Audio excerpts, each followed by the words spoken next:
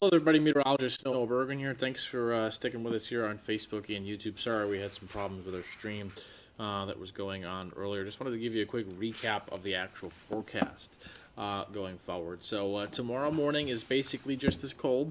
We're going to have temperatures in the mid-20s tomorrow morning. This morning they're low 20s, so effectively it's the same thing. 33 Tuesday morning, 41 Wednesday morning, 49 Thursday morning, and back to 37 by Friday morning. All right, out there tonight, you can see where the cold is. It's in the eastern U.S. Right now, it feels like 32 in Orlando, yet 41 in parts of Nebraska. It's actually warmer in South Dakota right now in parts than it is in Orlando. So definitely a kind of a backwards temperature map for you right now. In terms of around the country, it feels like 6 in Philly, 1 in New York, 14 in Chicago. We did have a fire at the tower earlier. There was a fire and some incident at MCO, which is still causing lingering delays. So if you are flying tonight or you know somebody flying in or flying out, there are still pretty notable delays lingering at Orlando International Airport because of the issue earlier. All right, this morning, all locations set a record. One more time, 20 to 27 were the official lows. This is what was recorded this morning. Here were the highs today, just 45 in Sanford, 46 in Orlando. It was a record-setting day.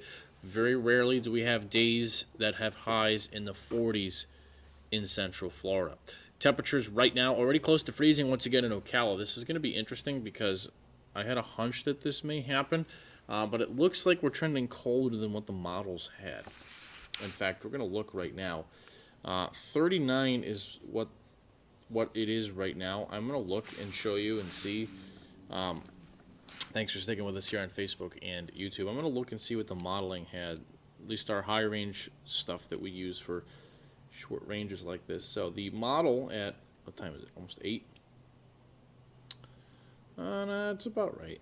I had 33 in Ocala. So interestingly, Ocala is notably colder than most of the models had it already. So this is interesting. Jacksonville's about where the models had it. Tallahassee's a lot colder. So the interesting thing here, what's going on, is that the winds are relaxing, and it's possible that tonight ends up colder than the models think. And the forecast currently has, because of clear sky and light winds, especially away from the water, because without as much of a wind,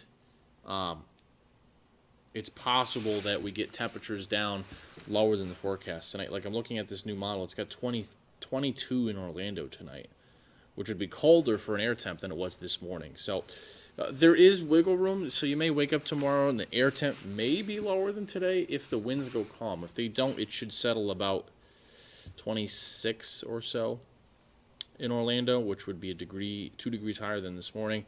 But that's definitely something we will watch. The winds have come down. They're still blowing. Look, if the winds are calm right now, heck, we would be down in the teens. I mean, we would have potentially, I think, one of the coldest nights ever. We'd be 15, 16, 17, 18 degrees. There's not a doubt in my mind, because I'm looking at the dew points right now and the humidity. And the humidity right now is, what's the dew point? It's 19 in Orlando. So what that means is, meteorologically, scientifically, physically, you cannot have the temperature below the dew point. It's literally impossible. Can't have it. Or in other words, the dew point cannot exceed the air temperature, because when the dew point equals the temperature, that's called saturation, and you're standing in a cloud or the shower. There's rain. The air is condensing into moisture, and you're standing in moisture or fog or a cloud or rain. But when it's a clear sky and light winds, the way to forecast, and the way they did back in the Stone Age without models and all this stuff that we have today, is you just look at the dew point if the sky is clear and the winds are light, and that's what the temp is going to fall pretty close to. So tonight, right now, the actual dew point is 17 to 19. I'm looking at off camera in most places. So the point is, then the dew point should stay about where it is now. If the sky was clear, which it is, and the winds just went calm, we would fall to about 19 degrees. Now, so that's the absolute floor of how low it could go tonight. But the winds look like they should stay up 5, 10, 15 mile an hour, which should be enough to be like a crippling, catastrophic freeze, which would be like 18 degrees. So that doesn't appear possible, but I do think some of these numbers could be a little high. I may have to, I'll bury my head in the sand in some of the data after this stream because I want to build new graphics and get the latest stuff for you on our news at 10 tonight. It'll be a big, busy hour of news from 10 to 11. I'm going to bury my head in some data here for like 15, 20 minutes, and I may adjust some of these numbers down, especially away from the water. So definitely interesting. But the point is, it's clear you got the full moon. Don't forget tonight, the first full moon of 2026 or February. I mean, it's the snow moon tonight. It is technically full tonight. But notice this is the blend of models. So often these meteograms we show you, these are called meteograms, these little charts of the data. This is a blend of every computer model, and the blend of everything has the wind not getting below 10 tonight. That would be enough to prop the temperature up in the mid-20s. If it somehow is wrong and the winds go calm, temperatures are going to crater. So that is something interesting we will see. I would give it about a 20% chance of happening, where instead of waking up to 26, it's like 20 or 19 in Orlando. I give that about a 20% chance of happening. So not likely, but it's possible. I and we in the storm team, we've seen this happen before, but again, reasons why it likely won't happen tonight is mainly because of the wind, which it's hard to get super ridiculous cold when it's windy. But here's the planner for tomorrow and Monday. Notice we finally get out of the 30s about 10 a.m. Wind chill will still be in the 40s by midday, but a balmy 54 tomorrow. So today was about 46, tomorrow's 54. Tuesday should be about 64. So we're trending back above. We're going up towards the ocean surface. We're getting back to where we should be. Average high this time of the year is actually close to 70.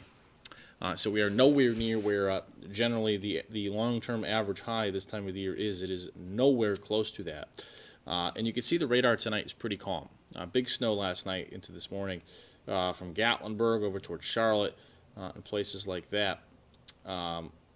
But yeah, so today we did get to 24 in Orlando, which was the first time we were below 25 since December 29th of 2010, and before then you got to go back to 1989. So if by chance we do get to 22 tonight, interestingly, that would be the coldest since 1989. If we get all the way down to 20, then you're talking 1985. So we will see what happens with that. But the point is, it's going to be really cold again tonight. Now, I do want to give you a quick long-range look, and I will update this for the news at 10 for those of you on Facebook and YouTube. So we've got some rain Thursday morning. So today we're in the mid-40s for highs. Tomorrow we're in the mid-50s. Tuesday we're in the low 60s. Wednesday we should be at 70. And then there might be a little bit of rain Wednesday night, Thursday morning. I don't think it's a lot from what I can see right now, but it should be at least a little bit of rain, most likely Thursday morning, and it gets cold behind that, but not freezing. Notice Thursday night's low is 37, and Thursday mornings is 49. So there is a big drop of temperature Thursday night and Friday morning. There will be a big wind chill again in the 20s, but it's not going to be as extreme as what we just had. But to make you aware, there will be a pretty hidden under the radar front there Thursday night with a big drop briefly. And then we should get rocking back towards 70 by Sunday. By the way, it is now February, which means we are 14 days from the Daytona 500. The early outlook, I did do some looking. While Ms. Blanchard and I, Laurel, we were sitting here chatting, and Laurel was working on something and I was working on something. I did take a few minutes and look. Let me read you some of the data quick for the 500. So the GFS model has mid-80s that weekend. That would be record heat for the Daytona 500, which would be welcomed, especially seeing as though the last couple years have rained. But anytime there's that level of warmth in winter in Florida, you're going to get rain and storms. Because it can't stay that hot. That's just like this. It can't stay this cold. It can't stay that hot this time of the year. And the way that weather ends is you get rain and storms, and possibly strong storms. So the very early outlook to the 500 is that it likely should warm up big time. And it does look, sadly, like there is going to be a cold front with some rain and or storms either on race day or the day after. The reliable long-range data that I look at is kind of split. The Euro modeling, the AI-fused modeling leans a little bit more Monday after the 500, so that would be February 16th. So meaning race day is dry and just really, really warm, which would be fine with me, fine with most people. Some of the data, a lot of the GFS-based, the American Weather Service, NOAA, your tax dollars, you and I's tax dollars, the NOAA-based, NOAA, the NOAA US GFS modeling kind of leans more Sunday at the 500 or Sunday night with rain and storms. So sadly, it does look like there could be a big front around the 15th, 16th, or 17th of February. We'll hope it's the 16th or 17th, being Monday or Tuesday after the 500. But there is a pretty good signal it'll be a lot warmer before then. You know, whether it's 79 or 86 or 89. The model this morning had 89 on the 500 day. It does look like there should be a pronounced warming trend into the 500, and then likely some kind of a front either on race day or the day after that. So a little too early to know which day the front would come by. We're talking about a 2-week forecast. But just to give you a quick update on the 500 outlook, because after we get past this cold, that'll be our next big thing we are tracking. So stay warm tonight. It's going to be pretty similarly cold. Here's the lows by tomorrow morning. If you missed it, we're in the mid-20s for most outside of Melbourne and Cocoa Beach, but everybody is below freezing again. So frozen pipes, frozen faucets, frozen spigots, frozen bird feeders, cold dogs, cold pets, animals, the farms, the crops. The whole rigmarole impact we had this morning, we have it again for tomorrow morning. So with that, I'm going to let you go. I've got to get ready for the news at 10. I'm going to try to make a whole bunch of new stuff for you. You have a recap. Laurel's going to be back here too. We'll both have team coverage for you, but make sure you watch the news at 10 tonight before you go to bed.